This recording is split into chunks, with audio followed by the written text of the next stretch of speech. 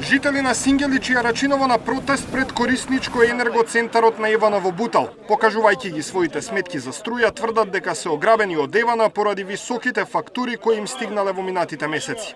Надуени сметки. Превише, значи една домаќинска куќа од 14.000 да плаќа, тоа е невозможно. Ме разбираш. Од 5 члана семејство, невозможно. Евана сама вчера призна дека не крадела. 2200 коригирани сметки, вика, сама има направено. Што се случи со таа корекција, со тоа коригирање? Луѓе, молим те, узимајте мерки, бидејќи сме ние работничка класа.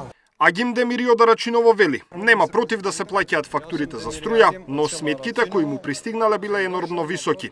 Приложувајќи ја последната фактура и фактури од претходно, тврди дека тие биле неколкукратно повисоки. Едната ја платив 25.000, една 20, 46,7. Значи тоа тие 800 евра. Колкава е претходната сметка? Од 4.000 на 46.000, тоа е 100 дупло, значи. Морав да платам 21.000 фактура да платам за да ми ја пуштат струјата, пошто 5 дена без струја сум бил. Ова не е истиот објект. Како? Ова не е истиот објект. Како истиот објект? Па не е за истиот објект. Истиот објект, како не е истиот објект? Број 186, број 31. Ама на негово име бело, пошто имам друга куќа. Евана веќе соопшти дека добиле 15.000 представки од граѓани за повисоки сметки. Кај 2200 биле направени корекции на сметките, но кај другите немало основ. Од електродистрибуција за Сингелич и Арачиново велат дека се уште е многу висока стапката на кражби и диво приклучени граѓани на мрежата. Електродистрибуција инвестира во модернизација и унапредување на дистрибутивната мрежа, а во рамки на овие инвестиции целосно беше реконструирана мрежата и во Арачиново и во Сингелич. И покрај инвестициите во овие региони, граѓаните ја уништуваат опремата и диво се приклучуваат на мрежата, што представува кривично дело. Кражбите на електрична енергија во овие населби се над 50%.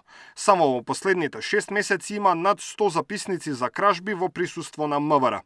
Кај дел од потрошувачите, како резултат на овие инвестиции, за прв пат се отчитува точно потрошената електрична енергија, велат од електродистрибуција.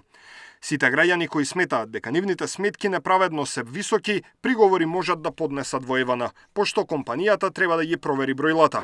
Доколку одговорот е негативен, тогаш како второстепена институција се јавува регулаторната комисија за енергетика, каде треба да ги приложат документите од процедурата со Евана.